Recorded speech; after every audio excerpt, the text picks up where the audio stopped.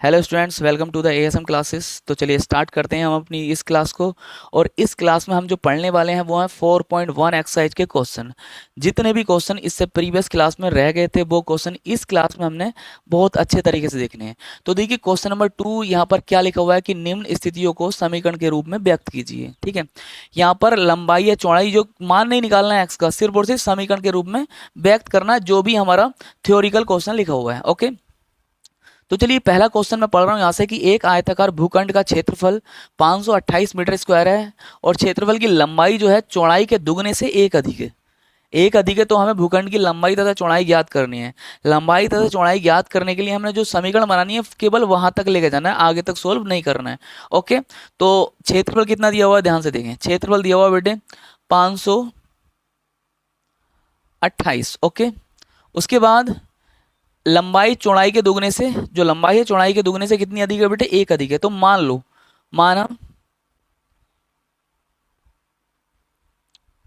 चौड़ाई बराबर x metre. ठीक है, चौड़ाई मान ली। अब जब लंबाई की बात आएगी तो लंबाई बेटे क्या होती है बताएं मुझे। लंबाई उसने बोल रखा है कि लंबाई जो है चौड़ाई के दुगने से, चौड़ाई कितनी है x के दुगने से कितना अधिक है, एक अधिक है। जब अधिक की और कम की बात होती है तो जोड़ते घटाते हैं। जब अधिक की बात होगी तो जोड़ेंगे और कम की बात होगी तो घटाएंगे। तो यहाँ पर एक अधिक है तो प्लस वन, और ये क्या आ गया मीटर में। ठीक, अब अकॉर्डिंग टू क्वेश्चन देखिए, प्रश्नानुसार उसने बोल रखा है क्षेत्रफल ये है। तो क्षेत्रफल क्या होता है, लंबाई गुणा चौड़ाई होता है ना। लंबाई गुणा चौड़ाई बराबर कितना होता है, क्षेत्रफल होता है। तो बेटा यहाँ लंबाई का मान कितना 2x प्लस वन, चौड़ाई का मान x इज इक्वल टू 528। इस x के अंदर मल्टीप्लाई करिए कितना आता है बेटे बताएं मुझे जरा। 2x² plus x is equal to 528। ठीक है, इस 528 को उठाकर उधर लेके जाएं, 2x² प्लस एक्स माइनस के 528। अब ये बताएं क्या ये द्विघात समीकरण है, आप बताओ भाई। मैक्सिमम पावर कितनी है, यहाँ पर मैक्सिमम पावर 2 है, तो ये द्विघात समीकरण है। ओके, यहीं तक हमने सोल्व करना है, आगे तक सोल्व नहीं करना है। ओके, पहला क्वेश्चन हमारा हो चुका है। चलिए आते हैं क्वेश्चन नंबर 2 के सेकंड पार्ट पर। क्या है देखिए, मैं पढ़ रहा हूँ। दो क्रमागत धनात्मक पूर्णांकों का गुणनफल 306 है, हमें पूर्णांक ज्ञात करने हैं। ओके, तो पूर्णांक क्या होते हैं आपको बताऊं। पूर्णांक क्या होते हैं, पूर्णांक होते हैं भैया पूरी पूरी संख्याएं। जैसे 1 2 3 4, -1 -2 -3 और -4, ये पूरी पूरी संख्या है। मतलब पूरी पूरी संख्या, यहाँ पर कोई ऐसा तो नहीं दिख रहा है कि पॉइंट में कोई संख्या या भिन्न में लिखी हुई है, नहीं ना। पूरी पूरी संख्याएं कहलाती हैं, पूर्णांक कहलाती हैं। अब जब बात आती है धनात्मक की तो धनात्मक वाली मतलब प्लस वाली, और जब बात आती है ऋणात्मक की तो ये माइनस वाली। ठीक है, केवल जब पूर्णांक की बात आए तो माइनस भी होंगे, माइनस वाली भी पूरी पूरी संख्या होंगी, प्लस वाली पूरी संख्या होंगी और जीरो भी होगा। लेकिन जब बात आती है किसकी, धनात्मक की, तो उसमें जीरो नहीं होता, उसमें केवल धनात्मक संख्याएं होती हैं पूरी पूरी। ओके, तो चलिए पढ़ते हैं क्वेश्चन को। और पढ़ लिया है क्वेश्चन कि गुणनफल कितना है 306 है, किसका, दो क्रमागत धनात्मक पूर्णांकों का। तो एक मान लो, माना एक पूर्णांक या पहला पूर्णांक है ना, पहला पूर्णांक बराबर x, एक x मान लिया। दूसरा कितना होगा, देखिए अभी अभी अगर मैं तीन अगर ये पूर्णांक है तो इससे नेक्स्ट इसके क्रमागत अगला पूर्णांक कौन कौन सा होगा, 4 होगा। 4 कैसा आया, जब इसमें एक जोड़ा तभी तो आया। हमने मान लिया है कि एक पूर्णांक कितना x है, तो x का अगला पूर्णांक क्या होगा। कहो कि सर इसमें क्या जोड़ दो, सर एक जोड़ दो, उसका अगला पूर्णांक हो जाएगा। तभी तो बोले क्रमागत। क्रमागत मतलब एक ये है तो उसके जस्ट नेक्स्ट वाला। ठीक है, तो दूसरा पूर्णांक कितना होगा बेटे बताएं। दूसरा पूर्णांक बराबर कितना होगा, x प्लस वन। ओके, अब प्रश्नानुसार अकॉर्डिंग टू क्वेश्चन क्या बोल रखा है कि गुणनफल, पूर्णांकों का गुणनफल कितना है 306 है।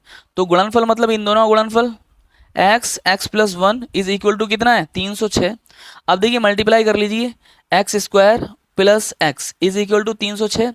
इन भाई साहब को उठा के इधर लेकर आए, x² plus x minus 306 is equal to 0। क्या ये द्विघात समीकरण है, हाँ समीकरण द्विघात है। क्यों, क्योंकि इसकी मैक्सिमम पावर कितनी है 2 है। ओके, चलिए यहाँ तक क्वेश्चन कंप्लीट हो चुका है। नेक्स्ट क्वेश्चन पर आते हैं। चलिए आते हैं क्वेश्चन नंबर सेकंड के थर्ड पार्ट पर। और थर्ड पार्ट क्या है मैं पढ़ रहा हूँ, देखिए रोहन की माँ उससे 26 वर्ष बड़ी है। उनकी आयु का गुणनफल अब से 3 वर्ष बाद कितना हो जाएगा, 360 हो जाएगा। हमें रोहन की वर्तमान आयु ज्ञात करनी है, ठीक है। तो सबसे पहले हमने क्या करना है, ध्यान से देखना। माना रोहन की आयु कितनी मान लें, एक्स बरस मान लेते हैं, चलिए एक्स बरस। उसकी माँ की आयु, उसकी माँ की आयु कितनी है बेटे, एक्स प्लस 26, क्योंकि उससे कितनी, रोहन की माँ उससे 26 वर्ष बड़ी है। अगर मैं इसकी आयु कितनी मान रहा हूँ, एक्स बरस मान रहा हूँ, तो उसकी माँ की आयु कितनी होगी, एक्स प्लस 26, क्योंकि 26 वर्ष बड़ी है, 26 वर्ष ज़्यादा उम्र की है। तो यहाँ पर कितना हो जाएगा, एक्स प्लस 26। ओके, तो अब क्या बोला उसने कि उनकी आयु का गुणनफल अब से 3 वर्ष बाद कितना हो जाएगा, 360 हो जाएगा। तो सबसे पहली बात तो अब से 3 वर्ष बाद रोहन की आयु कितनी हो जाएगी कि उसकी जो वर्तमान आयु है, ये वर्तमान जो आयु थी उसकी आयु में 3 जोड़ देंगे। फॉर एग्जांपल अगर आपकी आयु अभी 15 वर्ष है तो 3 वर्ष बाद कितनी हो जाएगी, उसमें 3 जोड़ दोगे, कितनी हो जाएगी, 18 हो जाएगी। तो यहाँ पर अगर बात करता हूँ मैं 3 वर्ष बाद, 3 वर्ष बाद कितना हो जाएगा, एक्स प्लस 3, किसकी आयु हो गई है, रोहन की, और उसकी माँ की आयु कितनी हो जाएगी, एक्स प्लस 26 प्लस 3 हो गया, 3 और बढ़ा दिया इसकी माँ की आयु में। तो कहा है उसने कि भैया इनका गुणनफल कितना हो जाता है, 360 हो जाता है। तो अब देखिए x प्लस 3 और यहाँ पर x प्लस 26 और 3 कितने होते हैं, 29 इज इक्वल टू 360।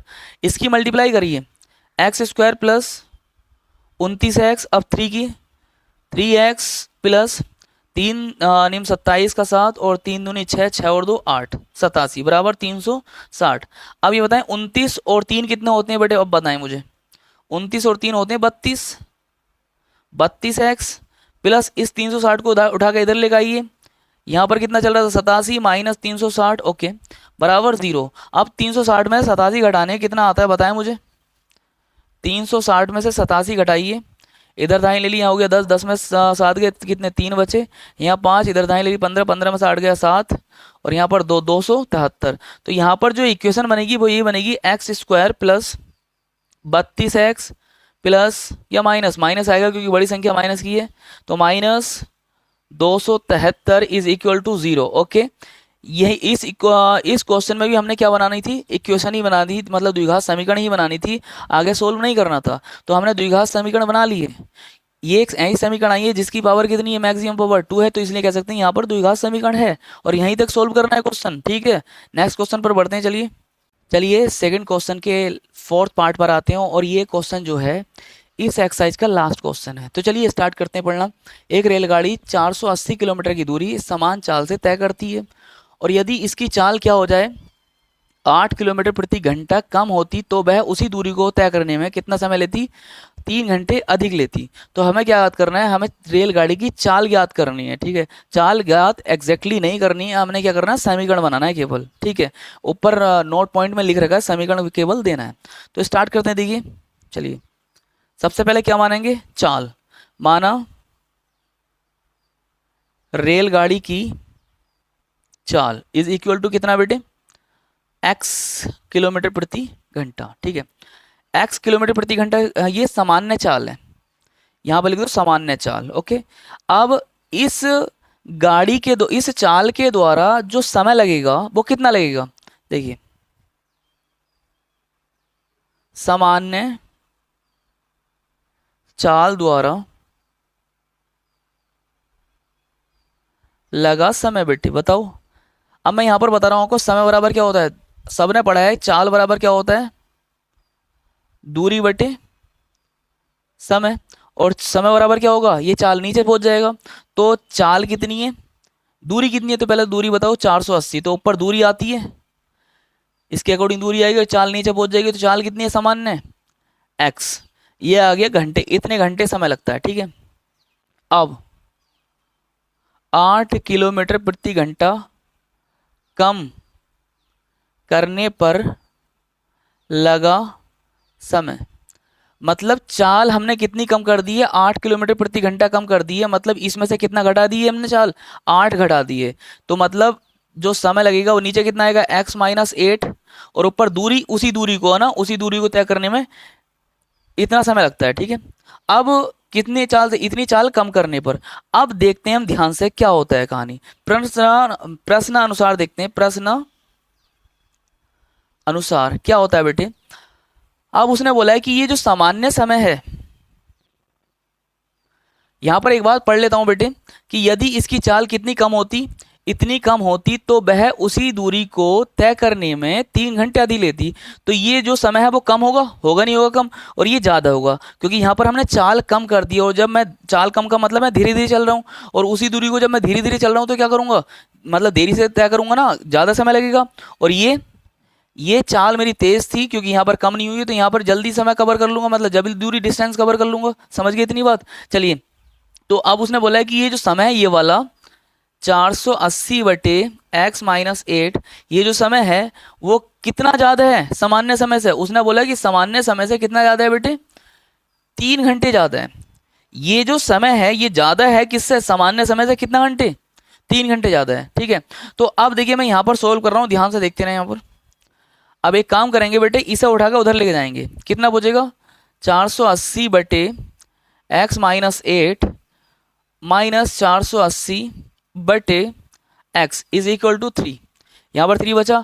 अब देखिए यहाँ से 480 कॉमन निकालिए बाहर को, 480 मैंने कॉमन निकाल लिया। यहाँ पर जो बचा 1/x minus 8 minus 1/x is equal to 3। ठीक है, अगर इसे डिवाइड करना चाह रहे हो तो डिवाइड कर दें, कितना कटेगा भैया यहाँ पे, ये 3 से कट जाएगा, 3 16 3 48 होते हैं, 160 टाइम्स। ठीक है, तो 160 यहाँ पर आ चुका है, और अंदर इसकी गुणा इधर होगी, इसकी गुणा इधर होगी, नीचे वालों की नीचे वालों के साथ। तो x माइनस 8 अपॉन नीचे x minus 8 into x is equal to यहाँ पर 1 बचेगा।